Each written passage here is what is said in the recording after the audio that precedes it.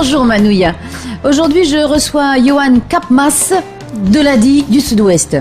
Tout à fait. Bonjour et merci pour l'invitation.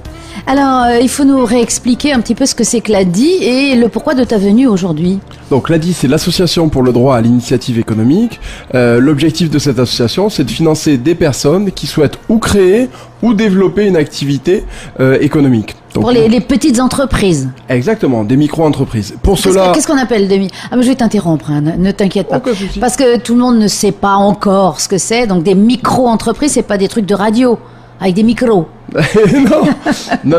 Du coup, des micro-entreprises, c'est tout simplement des petites entreprises dont souvent le premier objectif est de créer leur propre emploi. Voilà, ça permet à des personnes qui Par exemple, une micro-entreprise, qu'est-ce que ça peut être ? Une micro-entreprise, ça peut être du fin à pouce, ça peut être de la pêche, ça peut être de l'artisanat. La couture. Exactement. Voilà, avec un employé qui est son propre patron, à la limite. Pas un employé, une personne, du coup, qui crée sa patente, voilà. Ou qui prend sa carte de pêche ou sa carte d'agriculteur pour être son propre patron. Et alors après, comment ça se passe ? Parce que bon, déjà, au départ, ils n'ont peut-être pas les fonds. C'est pour ça que vous êtes là. Exactement. Nous, on est là pour financer des personnes qui ne sont pas finançables par la banque et qui ont ce projet. Donc, on est là pour les aider. Pour ça, on a deux choses. Un, le microcrédit, c'est-à-dire des financements, des taraou qui vont de 12 000 francs jusqu'à 700 000, voire même jusqu'à 1,2 million. Et dans un deuxième temps, de l'accompagnement. Et c'est bien pour ça que je viens aujourd'hui, donc, à savoir parler de l'accompagnement. Oui, parce qu'il y a une banque derrière quand même qui finance. D'où vient l'argent ? Alors, il y a deux choses, quand on parle de financement à l'ADI. Nous, on est une association, on est financé à 80% par le territoire, par le pays, le Haut-Saria, quelques mairies, le contrat de ville, enfin de nombreux partenaires publics. Et surtout, on a des partenaires, surtout en plus, on a des partenaires bancaires qui nous permettent d'emprunter de l'argent pour le reprêter derrière, dont la Socredo, la Banque de Polynésie en Polynésie, et puis on a quelques banques également, bien entendu, en métropole. Voilà, parce que c'est pas un taux zéro pour les prêts. Non, tout à fait. Du coup, nous, on emprunte de l'argent pour le reprêter derrière à ceux à qui la banque ne peut ou ne souhaite pas financer, et derrière, on pratique une petite marge, tout à fait. Ça correspond, nous, parce clairement. Parce qu'il faut que ADI puisse vivre, si j'ai bien compris. C'est 20% de notre budget de fonctionnement. Donc on est très transparent là-dessus, il n'y a aucun souci. Avec ça, malheureusement, on n'arriverait pas à vivre et à continuer notre action en plein développement, du coup, en Polynésie. Donc ça, c'est le côté financement. Et après, pourquoi demander de l'aide ou des bénévoles, de l'accompagnement ? Ça consiste en quoi ? Mais on s'est aperçu, en fait, ça fait 25 ans que cette association elle existe, ça fait 5 ans qu'on est sur le Fénois, mais on s'est aperçu que l'argent c'est bien, c'est un peu le nerf de la guerre, et souvent c'est vraiment un blocage. Pour autant, c'est pas le seul levier et point de blocage, et il y a souvent besoin de compréhension. C'est-à-dire de compréhension de comment ça se passe au niveau de l'administratif, d'appui sur la gestion. Ah oui, savoir gérer son entreprise.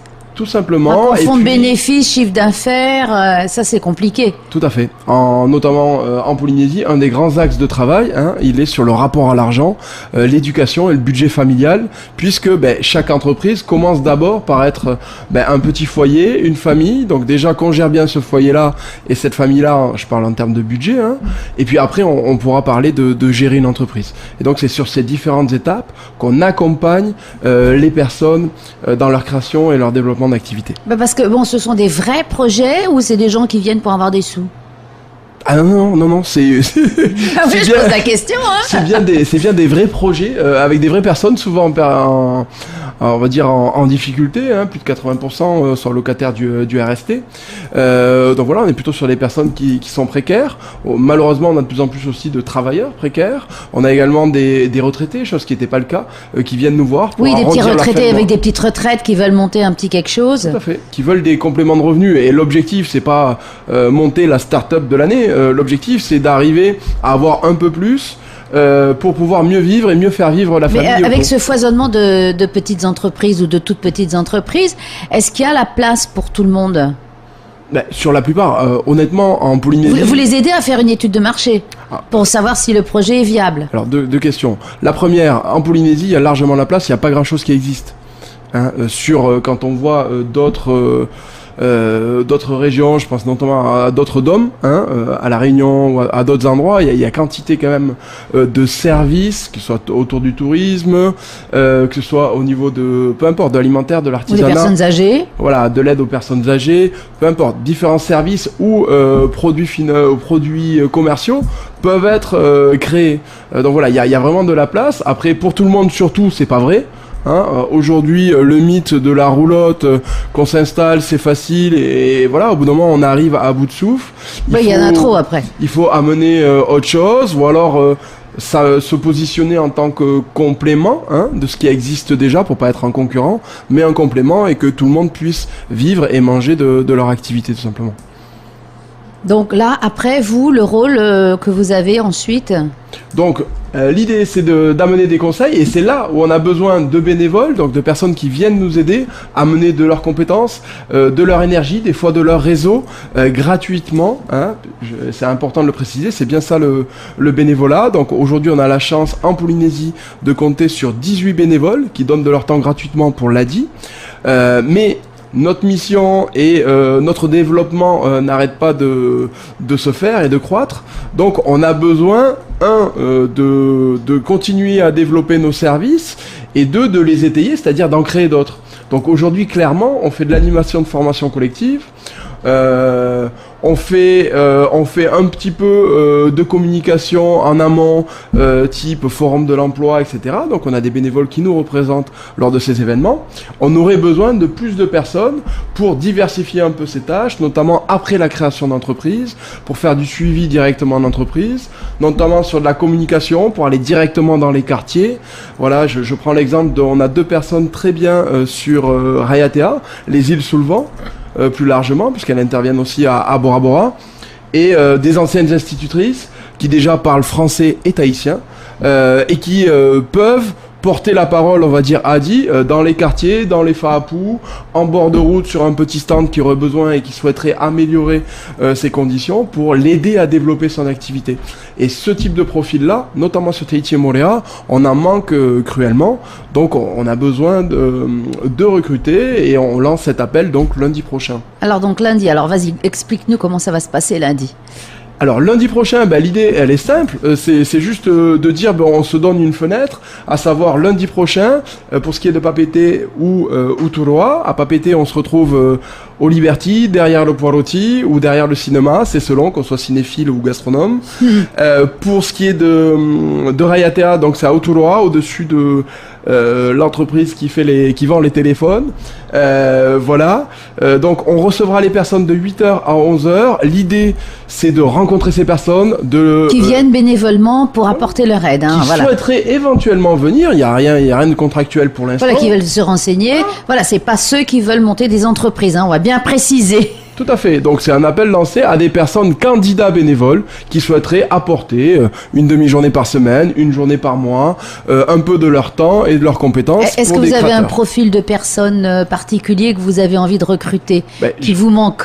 J'avoue que alors il y en a 2, hein, et là je parle du coup pour l'ensemble de la direction régionale. Il y en a un premier qu'on trouve parce qu'on a des personnes de ce profil-là très bien et où on manque. C'est notamment des anciennes instituteurs ou institutrices ou professeurs qui étaient installés en Polynésie, qui connaissent bien et qui derrière, arrivés à la retraite, ont un peu de temps et souhaiteraient un petit peu prendre le relais, hein, de ces jeunes qu'ils ont vus débarquer dans leurs écoles. C'est pas forcément des gens qui ont des compétences commerciales. Non, en plus on a les moyens, nous, de les appuyer et de les former là-dedans.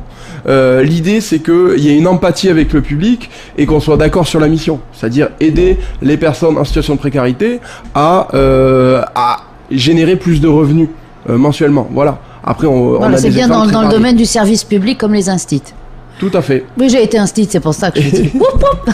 Il y a une certaine, quelque part, prolongation de leur mission d'antan. Tout à fait. C'est une mission pédagogique et altruiste.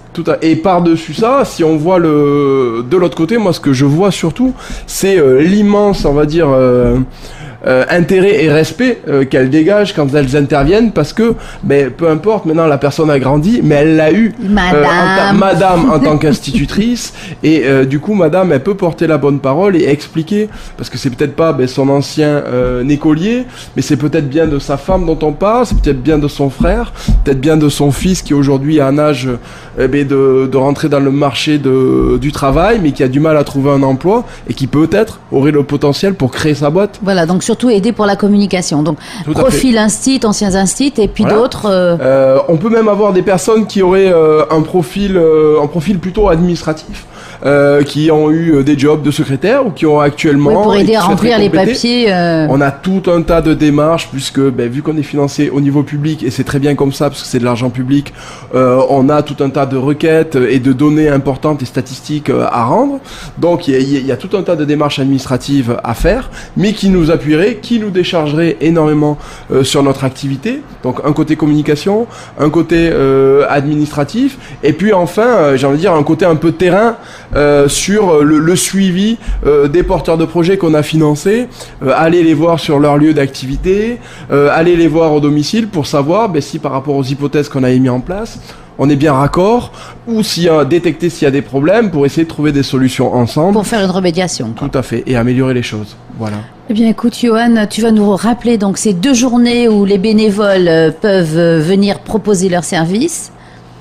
Tout à fait, donc c'est la journée en fait, la journée est la même, c'est la journée de lundi, donc lundi 11 avril de 8h à 11h, à Papeete derrière le Liberty, ou alors à Autoroa, au-dessus du magasin qui vend des téléphones portables. Donc tu as perdu le nom. Exactement. On t'en voudra pas. Ils m'en voudront pas là-bas, j'espère. Donc voilà, venez nombreux, ça vaut le coup de venir pour... Voilà, et sinon, si les personnes ne peuvent pas se déplacer, on peut vous envoyer un mail, vous avez un site ?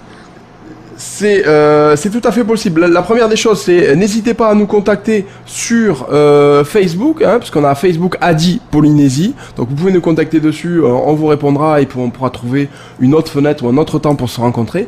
Il n'y a aucun souci là-dessus. Ou par ailleurs, mais j'ai perdu le fixe. Si ça y est, je l'ai, voici. Vous pouvez nous appeler donc sur notre fixe à Papeete au 40 53 44 23. 40 53 44 23.